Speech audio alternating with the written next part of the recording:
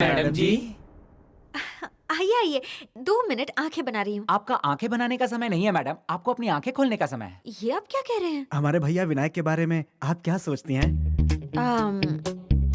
वो बहुत अच्छे इंसान हैं, हैंडसम हैं, बहुत प्यारी बातें करते हैं। इसके अलावा ए, ये क्या खाने में सब्जी डालते समय जैसे बस बस किया जा रहा है? 2-4 तारीफ के और पुल बांध दीजिए ना।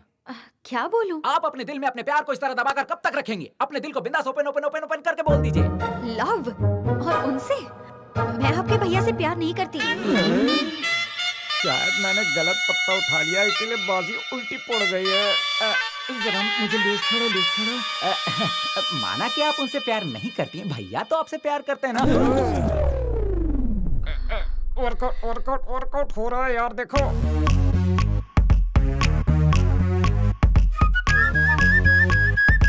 अब ये मैडम किस गहरी सोच में डूब गई, कहीं कुछ उल्टा ना हो जाए। मैं उनसे पर्सनली मिलना चाहती हूँ। उनसे मिलकर कह दूंगी कि हम दोनों के बीच में कोई रिश्ता हो ही नहीं सकता। मैडम जी, विनायक भैया को आपसे कुछ खास बात करनी है, इसीलिए कल सुबह 9 बजे आपको डैम के पास बुलाए हैं। उनसे कहना मैं 8 बजे ही पहुँच जाऊंगी। उनसे भी एक कदम आगे निकल गई यार, पता नहीं वो क्या होगा।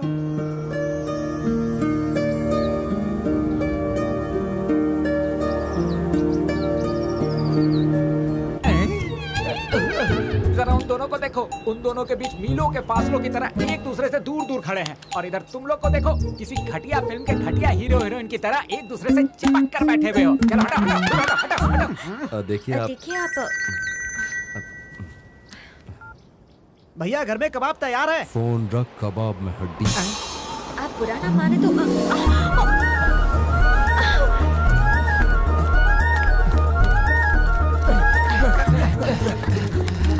इस वक्त कौन सी रेस दौड़ रहे हैं? अभी तो ये दुपट्टा पकड़ो रेस में भागना शुरू किया है। इसके बाद देखना साड़ी, सलवार, घाघरा चोली पकड़ने के लिए कितनी लंबी रेस लगाएंगे।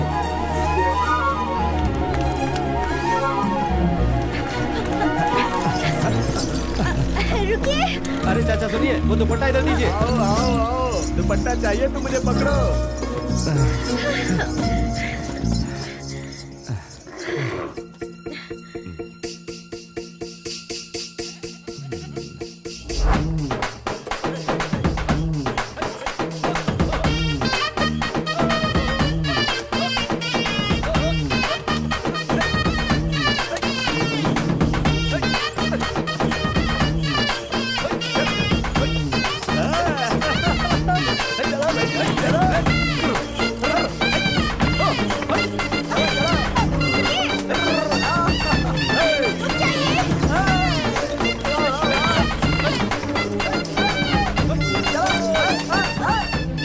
बोलिए ना प्लीज।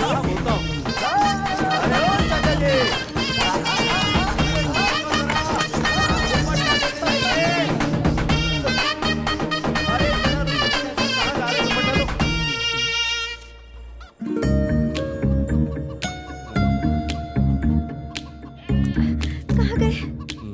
क्या जी इस उम्र में आपको बढ़ाते हैं?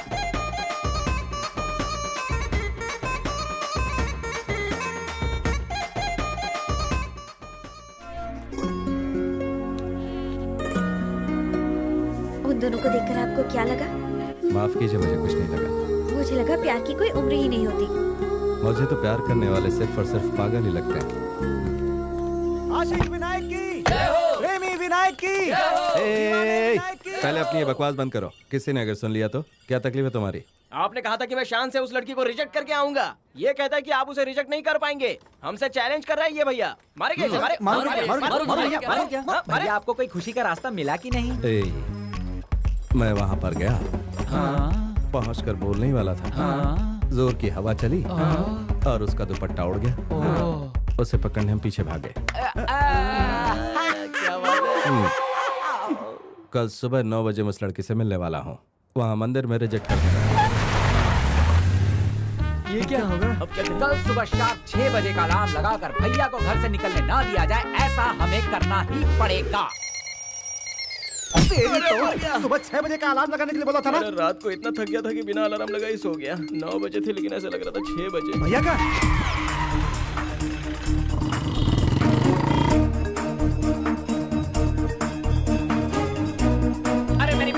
बकवास कर मेरी माँ। मेरी जिंदगी में कोई दूसरी लड़की नहीं है, नहीं है, नहीं है।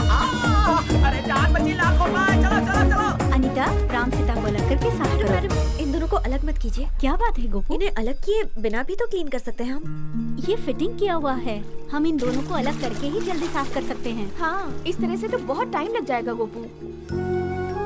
नहीं मैडम, ये राम और सीता इन दोनों के मिलन की मूर्ति है, इन्हें अलग मत कीजिए।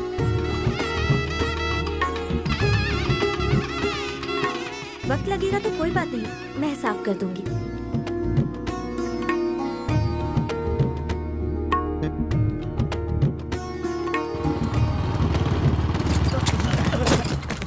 ऐसी हालत में यहाँ आपने गोपी देवी को रिजेक्ट कर दिया ना।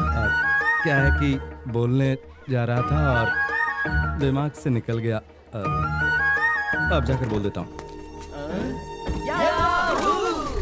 क्या हुआ तुम लोगों को? हाँ, वो हाथ दुख रहा है भैया। सब लोगों को एक साथ हाथ में कैसे दर्द हो सकता है? सबके लिए एक साथ दीपावली आती है ना भैया, उसी तरह हम सबके हाथ दर्द कर रहे थे। भैया शुभ विवाह निमंत्रण पत्रिका। बाप रे, पत्रिका भी छपवा दी तूने? आपके आशीर्वाद से हो रही है ये शादी। नहीं छोटे, भैया मैंने सबको पत्रिका बांट दी है। नहीं छोटे, आपका शादी माना है भैया। नहीं छोटे। भैया अपने भाइयों को भी लेकर आइएगा। अभी वक्त है, शादी रोक दे। भैया मैं बहुत खुश हूँ भैया। देख बहुत भैया पछताएगा। अपने भाइयों के साथ शादी में जरूर आइएगा। अरे रे संभाल के देख, टका रही है। भैया ऊपर वाले, इस बच्चे की अब तू ही रक्षा करना। ए, ए, श्श।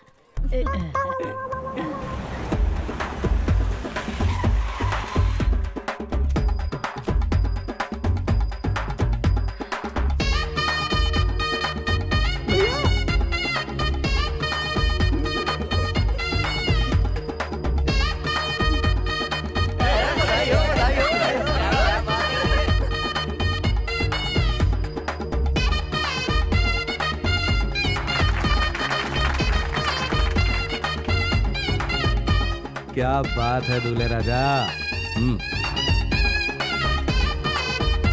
ये लो। ये क्या है भैया? मैंने मार्केट में एक दुकान तेरे नाम कर दी है। तू कल तक एक नौकर हुआ करता था, आज से तो उसका मालिक है।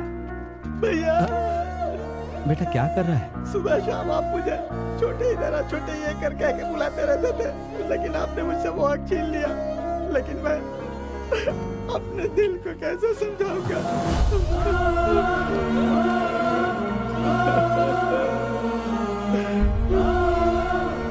तो जा जा। भैया आप बहुत महान। हमारे साथ रहने वालों का ख्याल हम रखेंगे तो ऊपर बैठा भगवान हमारा भी ख्याल रखेगा।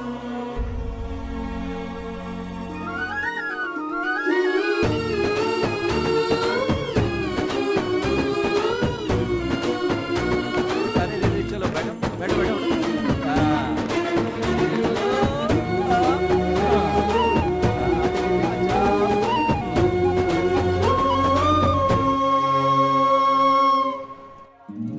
ये काम अर्जेंट होना चाहिए, तुम्हें वहां पर जल्दी जाना है और देकर लौटना है।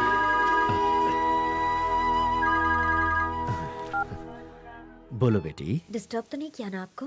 ऐसा कुछ नहीं है बेटा, मंदिर का काम चल रहा है। पापा, बचपन से लेकर अब तक मैं जो भी करना चाहती थी सब कुछ करने दिया, आपने कभी नहीं रोका मुझे।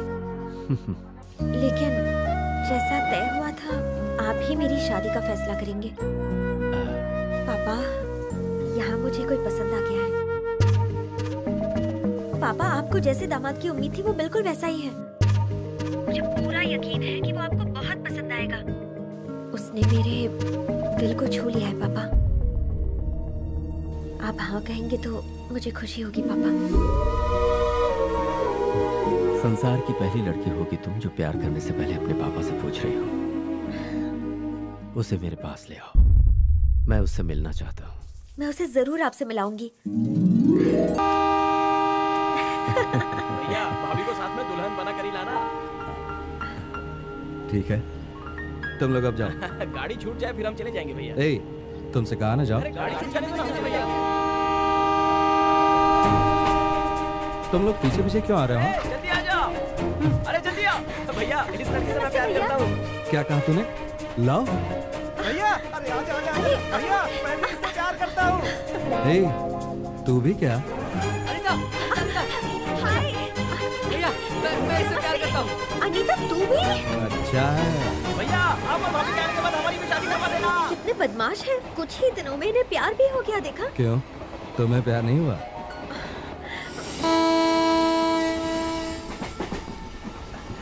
नमस्ते बिटिया। ए नमस्ते कर। नमस्ते। जी नमस्ते। हाँ जी कहिए। अब तो सब कुछ ठीक है बिटिया। पहले मैं बहुत परेशान रहता था क्योंकि गांव के मारपीट में हमेशा मेरा बेटा फंसा रहता था, लेकिन आपके पिताजी से मिलने के बाद मेरा बेटा सुधर गया, इंसान बन गया और आपके पिताजी की वजह से आज पूरे गांव में खुशहाली छाई हुई है। बेटा सिर्फ मैं ही नहीं, पूरे के पूरे गांव वाले बस यही दुआ करते हैं कि आपके परिवार की 7 पीढ़ी तक खुशियां उनके कदम चूमे। आपका शुक्रिया। अब इजाजत दीजिए। आपके पिताजी बहुत महान है, उनसे मिलना मेरा सौभाग्य होगा। उन्होंने मेरे पिताजी की तारीफ नहीं की है, सच्चाई से वाकिफ कराया है।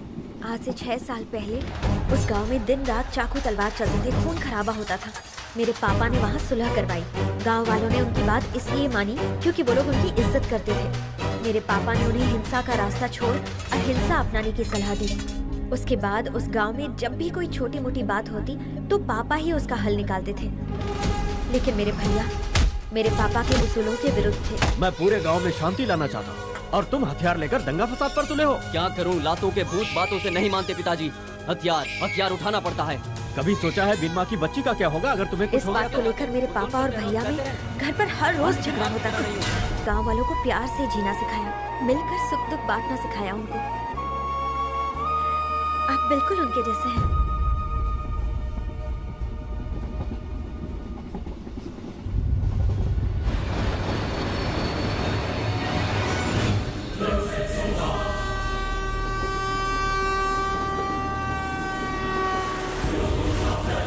उन्हीं के जैसी बातें, उन्हीं के जैसा शांत स्वभाव, उनके जैसा सब्र,